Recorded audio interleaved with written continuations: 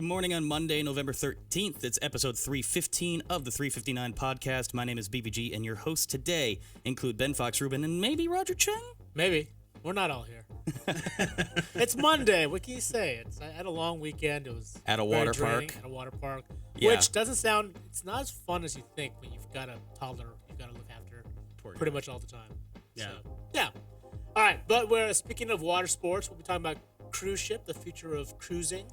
I actually got a chance to check out Royal Caribbean's tech showcase last week, so we're going to run down what it looks like to be on the cruise ship of the future. We'll also be discussing VR roller coasters. Out in Malaysia, there is a VR... This is a weird show today. Lego. I know. It's really weird. This roller coaster that basically mashes up, old school roller coaster thrills with a little bit of Lego magic. Uh-huh. All right. And then lastly, we'll be talking about Singles Day out in China. It's if you're not from China, it's a made-up shopping holiday, right? Right. For single people. It's arguably the biggest shopping day of the year globally. Completely. It puts Black Friday to shame. Right. Completely overshadowing Black Friday, Cyber Or Prime Monday. Day. Yeah. Our own made-up holiday. Right. So China does not have a lock on made-up holidays, shopping holidays. So without further ado, Brian, you want to get to it? If you have any questions, leave them in the comment section, and we will try to answer them in 3 minutes and 59 seconds. And here we go for the recording of the podcast. See you back in the chat in 3 minutes and 59 seconds from 3, 2...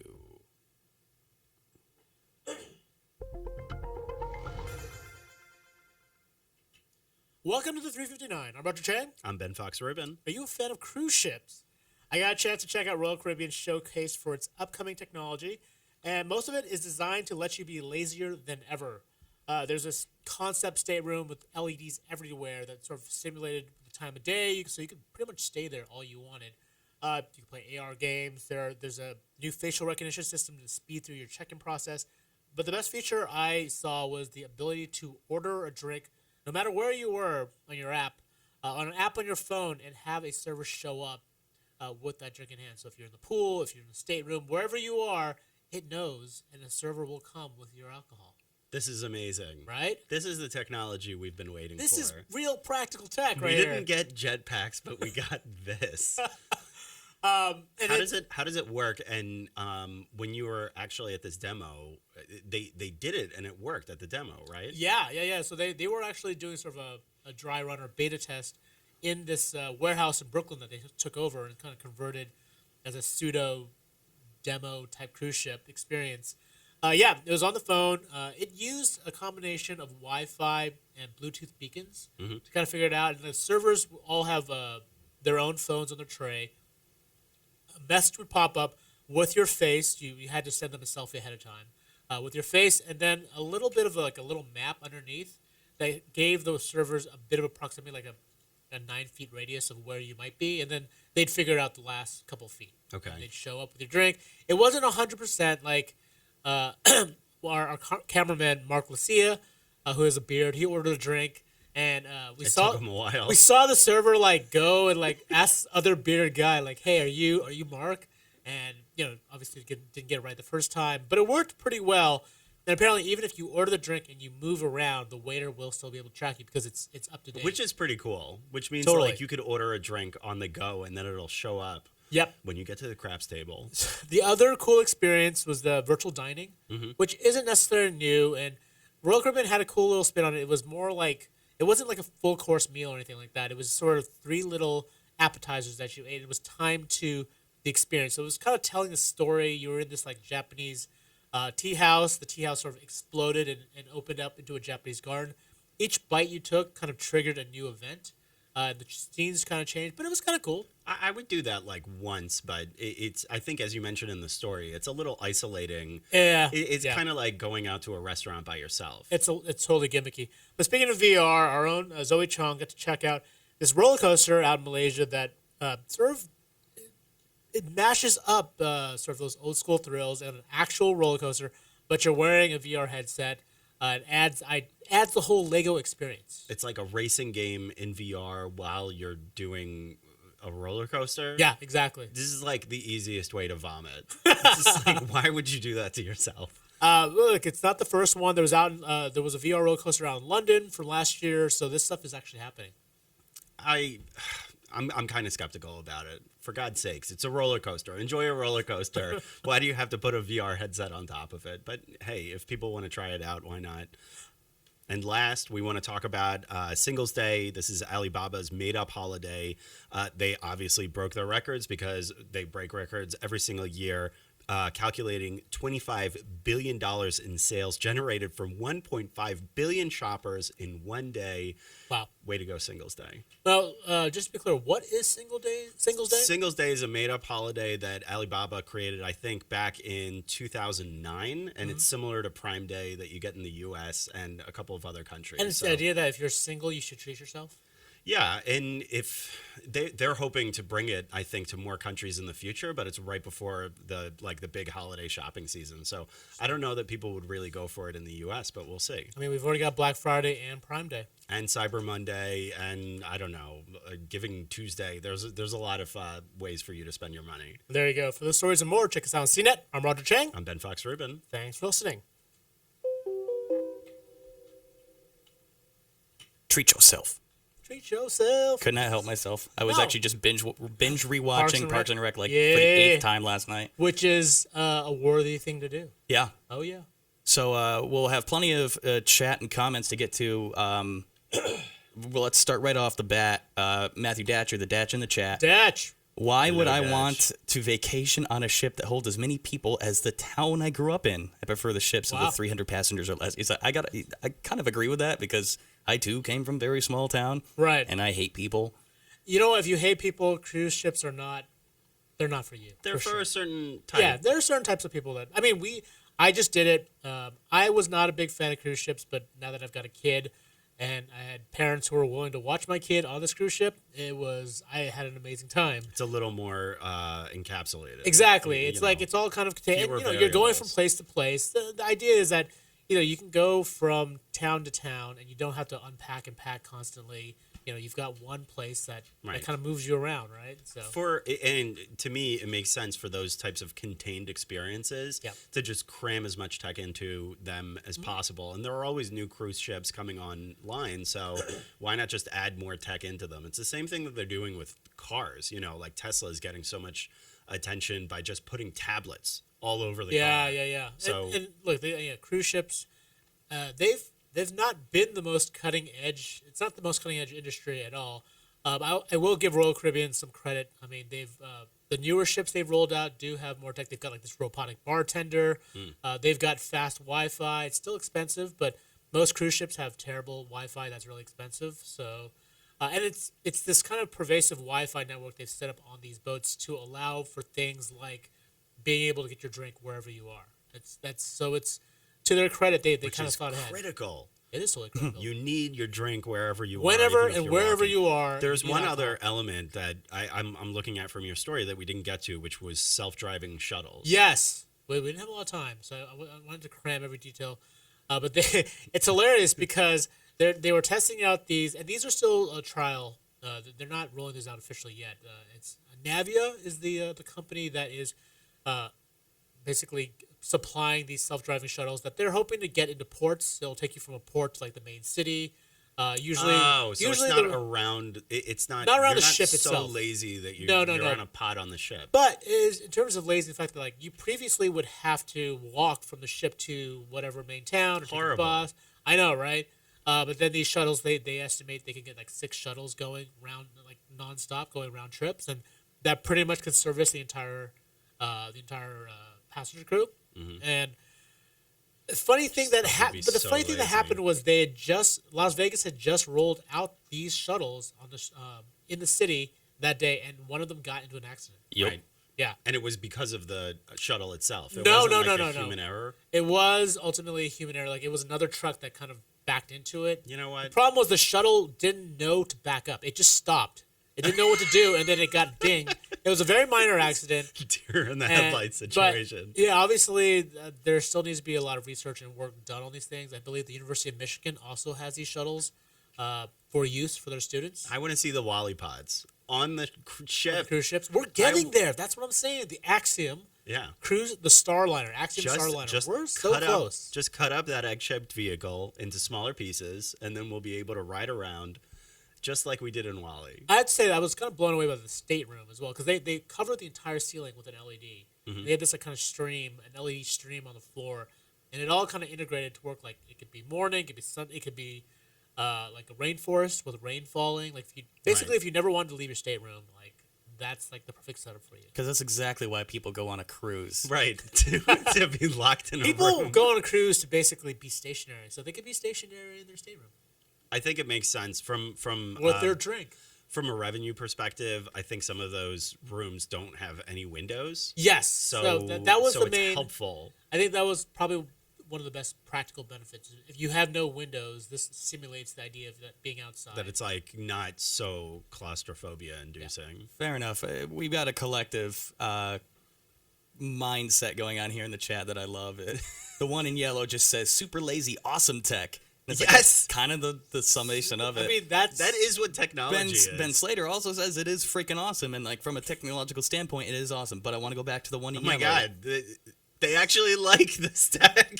When does that ever happen? It's a cool gimmick, but Yeah. is it There more are a than lot a of- gimmick? There are a lot of practical benefits here. Well, to expand on that, the one in yellow brings up, if you're gonna go on holiday, why would you be using VR? Oh. For example, it's not like the bus driver's holiday wants to go driving all over the place.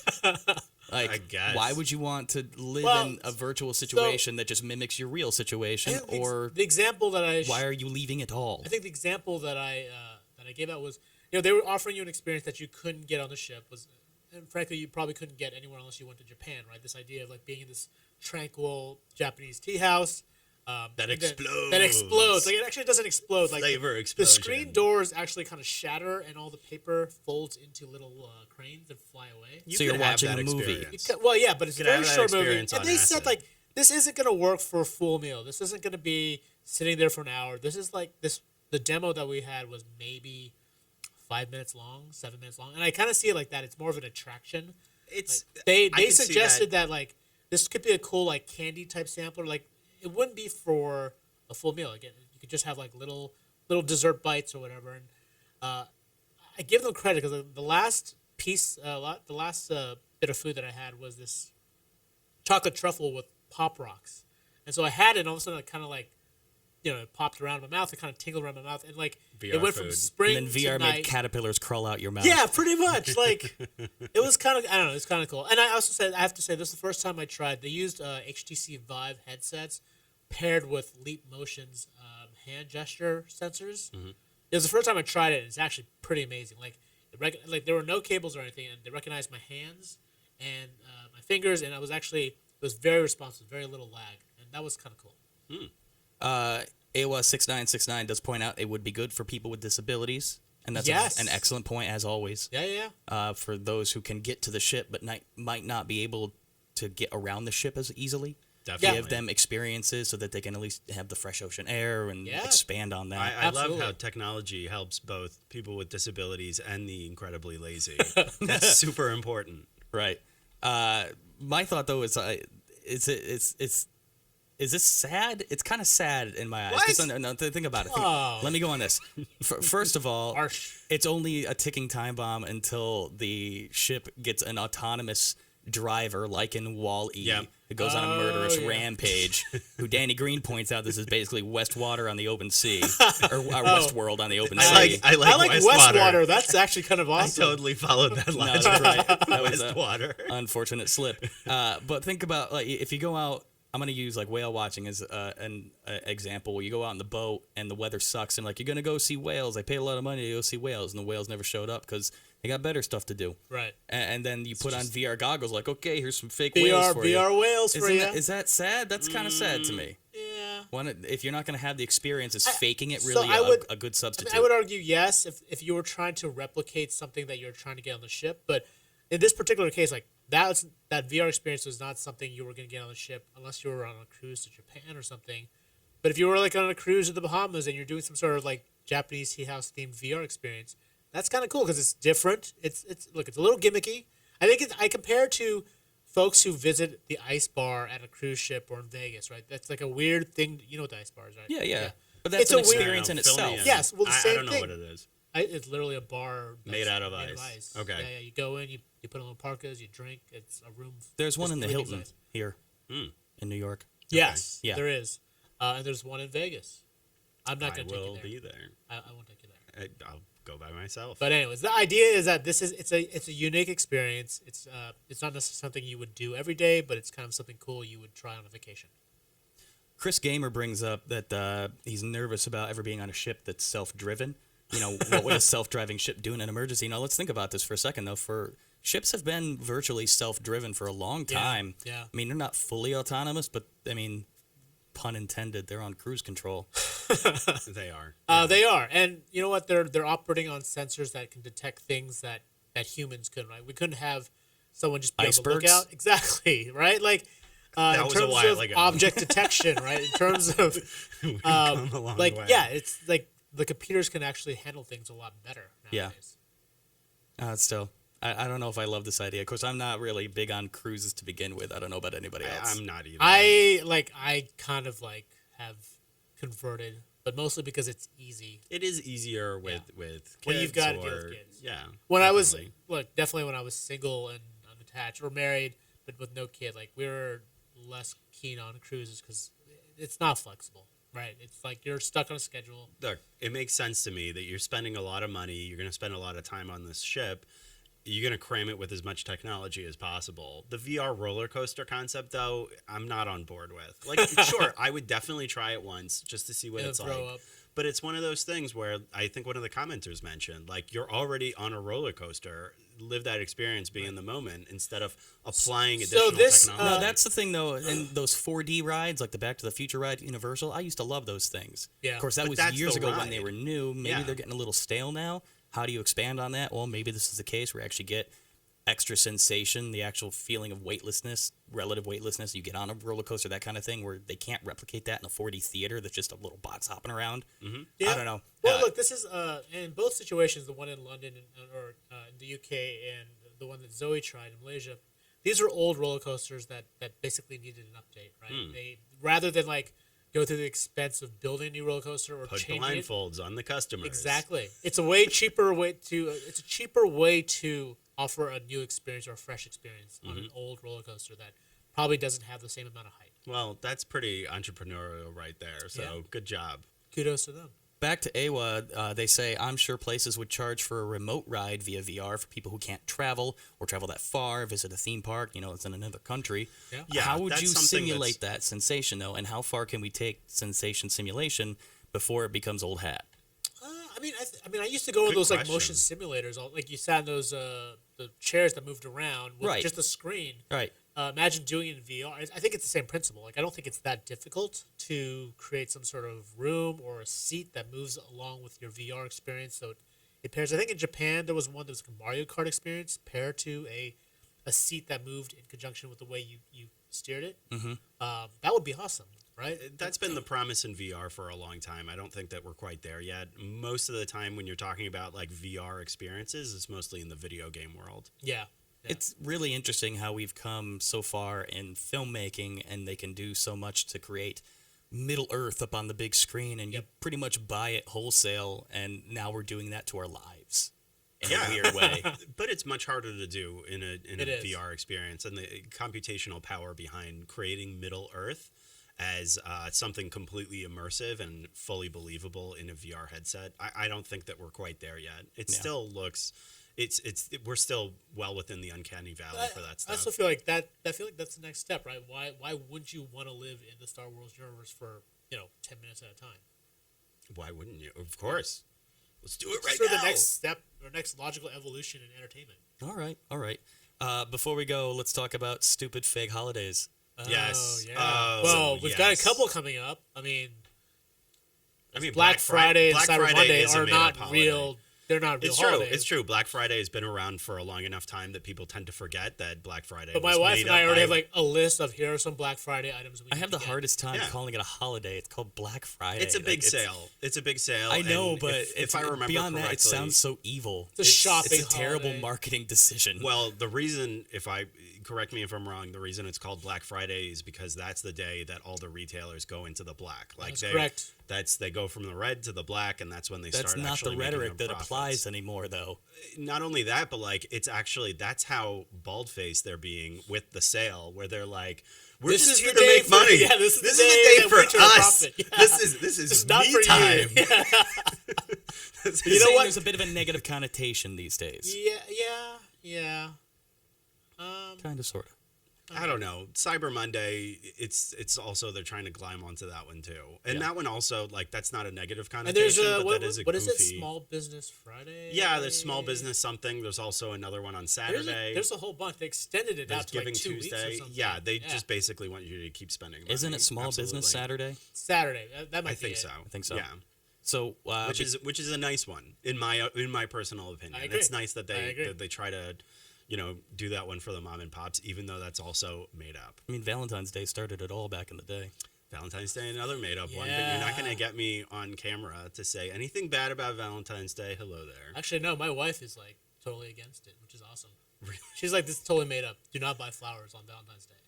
Right, where they jack up the prices. Yeah. She's like, don't Yeah. do it.